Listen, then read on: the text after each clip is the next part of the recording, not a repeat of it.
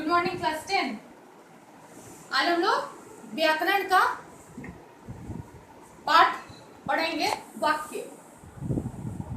तो सबसे पहले आप लोगों को पता ही होगा, मैंने क्लास में पहले ही बताया है कि भाषा की सबसे छोटी इकाई ध्वनि अर्थात वर्ण है। अ आ क ख ग घ। इससे बनते हैं शब्द, यानी कि वर्णों के सार्थक समूह को शब्द कहते हैं। सार्थक यानी सही ढंग से लिखा हुआ, जैसे कि ये भी वर्णों का समूह है और ये भी वर्णों का समूह है, लेकिन इसका कोई अर्थ नहीं निकलता है और इसका अर्थ निकलता है नमक, मोनक। इसका कुछ अर्थ नहीं, इसीलिए सार्थक समूह बोला गया है। वर्णों के समूह को नहीं, वर्णों के सार्थक समूह को शब्द कहते हैं।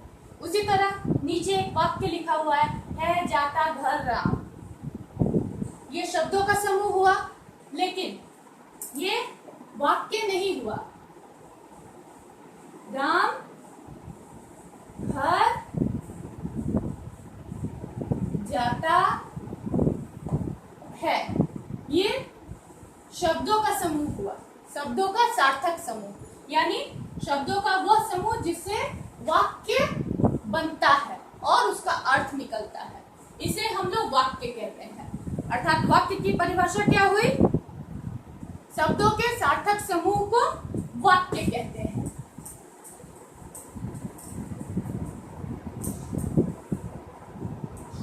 हिंदी में वाक्य के दो अंग होते हैं, पहला उद्देश्य, दूसरा विधेय। जैसे कि एक वाक्य ले ले, मोहन पढ़ता है। मोहन पढ़ता है, ये एक वाक्य हो गया। अब इसमें से हम लोगों को उद्देश्य और विधेय अलग करना है। तो उद्देश्य क्या हुआ? मोहन।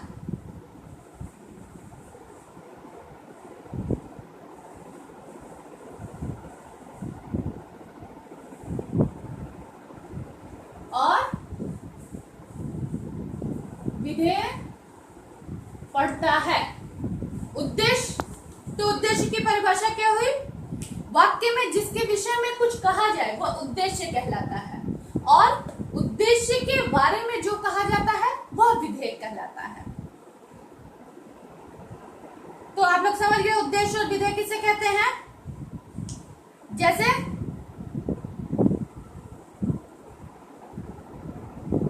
अयोध्या के राजा राम ने रावण का वध किया। तो इसमें किसके बारे में कहा गया? इस वाक्य में अयोध्या के राजा राम का विशेषण है। ये उद्देश्य का विस्तार किया गया है। सिर्फ राम नहीं कह के कहा गया है अयोध्या के राजा, ये राम के बारे में बोला गया। तो यहाँ उद्देश्य राम हुआ, उन्होंने क्या किया? वध किया। किसका? रावण का। ये विधेय हो गया। रचना के अनुसार वाक्य के भेद, ये हो गए वाक्य के अंग, उद्देश्य और विधेय। अब रचना के अनुसार वाक्य के भेद। रचना के अनुसार वाक्य के तीन भेद होते हैं: सरल वाक्य, संयुक्त वाक्य, मिश्रित वाक्य। सरल वाक्य, जिस वाक्य में एक उद्देश्य हो, एक विधेय हो, वह सरल वाक्य कहलाता है। जैसे कि मोहन पढ़ता है, इसमें एक उद्देश्य, एक विधेय। सिर्फ मोहन उद्देश्य हुआ और विधेय पढ़ता है हो गया, ये सरल वाक्य हो गया। संयुक्त वाक्य, जिस वाक्य में दो या दो से अधिक खंड वाक्य स्वतंत्र रूप से, योजक रूप से मिले होते हैं, उसे संयुक्त वाक्य कहते हैं। अर्थात जिसमें दो वाक्यों को जोड़ा जाता है वह संयुक्त वाक्य कहलाता है। जैसे मैंने खाना खाया और सो कर उठा तो वॉलीबॉल देखने चला गया। यहाँ देखिए तीन वाक्यों को जोड़ा गया है। पहला मैंने खाना खाया, दूसरा सोकर उठा, मैं सोकर उठा, मैं वॉलीबॉल देखने गया। इन तीनों वाक्यों को जोड़ दिया गया। मैंने खाना खाया और सोकर उठा तो वॉलीबॉल देखने चला गया। तो ये हो गया संयुक्त वाक्य, अर्थात जिसमें एक या एक से अधिक वाक्यों को जोड़ा जाए वो संयुक्त वाक्य कहलाता है। तीसरा मिश्रित वाक्य, जिस वाक्य में एक प्रधान वाक्य हो तथा अन्य खंड वाक्य अधीन हो। अर्थात एक वाक्य प्रधान मतलब मेन, जिसको बोला जाता है मुख्य, एक वाक्य मुख्य हो और दूसरा वाक्य उस पर निर्भर करता तो वो हो जाता है मिश्रित वाक्य। जैसे मैंने सुना है कि वो यहाँ पहुंच गए, इसमें प्रधान वाक्य क्या हो गया? मेरा सुनना। मैंने सुना तभी तो पता चला कि वो वहां पहुंच गया, तो इसमें मुख्य प्रधान वाक्य हो गया मैंने सुना, और उस पर आश्रित वाक्य हो गया कि वह यहाँ पहुंच गया। उपवाक्य शब्दों का वह समूह जिसमें पूर्ण अर्थ या विचार प्रकट होता है तथा जिसका स्वतंत्र उद्देश्य तथा स्वतंत्र विधेय होता है, उसे उपवाक्य कहते हैं। उपवाक्य के 3 भेद होते हैं: स्वतंत्र उपवाक्य, प्रधान उपवाक्य, आश्रित उपवाक्य। स्वतंत्र उपवाक्य, जो उपवाक्य किसी पर आश्रित न होकर अपने आप में स्वतंत्र होते हैं, उसे स्वतंत्र उपवाक्य कहते हैं। जैसे दशरथ के 4 पुत्र थे और चारों पुत्रों का पर उनका समान स्नेह था। इनमें दशरथ के 4 पुत्र थे, ये स्वतंत्र उपवाक्य हुआ।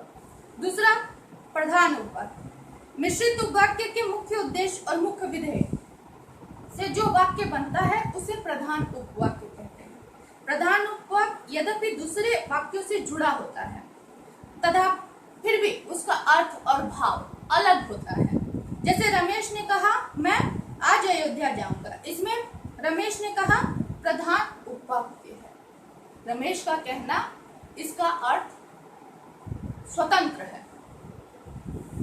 तीसरा आश्रित उपवाक्य, जिस उपवाक्य का अर्थ प्रधान उपवाक्य पर आश्रित रहता है उसे आश्रित उपवाक्य कहते हैं। जैसे नम्रता युक्त आचरण करो जिससे तुम सब पर प्रसन्न रहे, इसमें नम्रता युक्त आचरण करो प्रधान उपवाक्य है और जिससे तुम पर सब प्रसन्न रहे वह उस पर आश्रित है।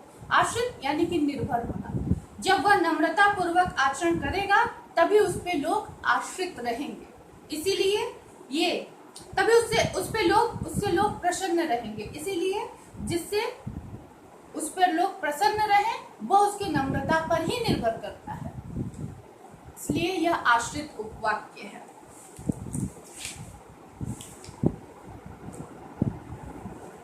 आज हम लोग वाक्य में इतना पढ़ेंगे। इसके अलावा मैं आप लोगों को कुछ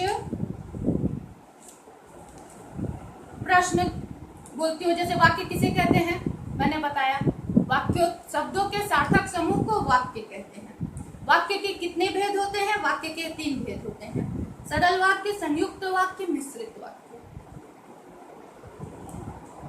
जैसे कुछ शब्द हैं, वाक्य हैं, सीता घर जाती है, इसमें उद्देश्य क्या है? सीता घर जाती है, विधेय है। राम और श्याम पढ़ रहे हैं, इसमें उद्देश्य क्या है? राम और श्याम दोनों ही उद्देश्य होंगे क्योंकि दोनों के बारे में कहा जा रहा है, और पढ़ रहे हैं, विधेय है।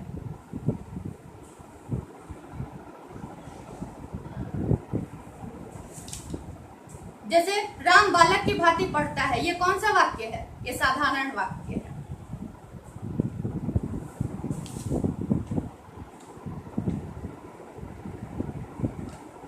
निम्नलिखित कुछ वाक्य ऐसे: समाज को एक सूत्र में बद्ध करने के लिए न्याय यह है कि सबको अपना काम करने की स्वतंत्रता मिले ताकि किसी को शिकायत करने का मौका ना मिले। इसमें प्रधान उपवाक्य क्या है? समाज को एक सूत्र में बद्ध करने के लिए, क्योंकि इसमें प्रधान ये इसलिए हुआ क्योंकि समाज को एक सूत्र में बांधना है, तो अब उसके लिए क्या करना चाहिए?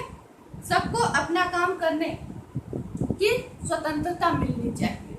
ये ऊपर जो मैंने अभी वाक्य पढ़ा है उसमें बता रही हूँ, यह उपवाक्य हुआ।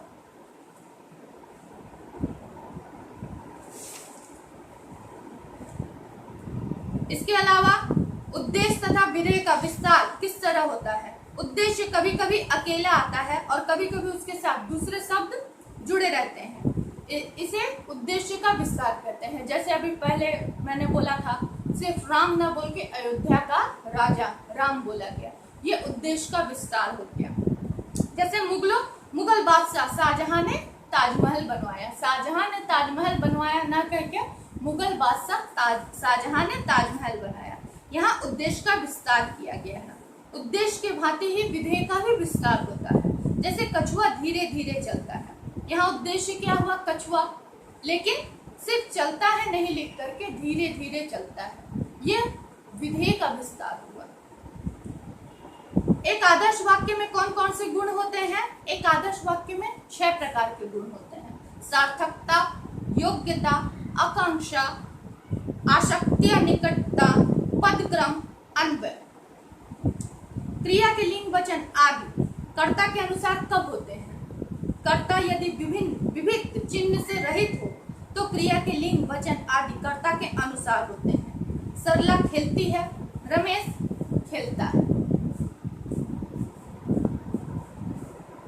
सर्वनाम के लिंग और वचन किसके अनुसार होते हैं? सर्वनाम पद जिस संज्ञा के स्थान पर प्रयुक्त किया जाता है तो उसके लिंग और वचन भी उसी के अनुसार होते हैं। जैसे राम चतुर है, वह समय पर कार्य करता है, तो यहाँ राम के लिए राम चूंकि संज्ञा है तो यहाँ वह का प्रयोग किया गया है और वह पुल्लिंग है, तो इसीलिए यहाँ करता है का प्रयोग किया गया है। क्रिया करता है के प्रयोग में आई है।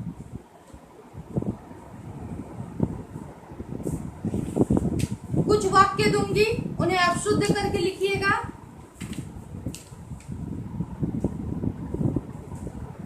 सरल वाक्य को, कुछ वाक्य को सरल वाक्य में, कुछ वाक्यों को संयुक्त वाक्य में बदलिएगा स्वयं, ताकि आप लोगों को समझ में आए कि आप लोगों को ये पाठ कितना समझ में आया है। इसीलिए जो भी अभी मैं वर्कशीट दूंगी उन्हें आप लोग खुद अपने से करने का प्रयास करिएगा। धन्यवाद।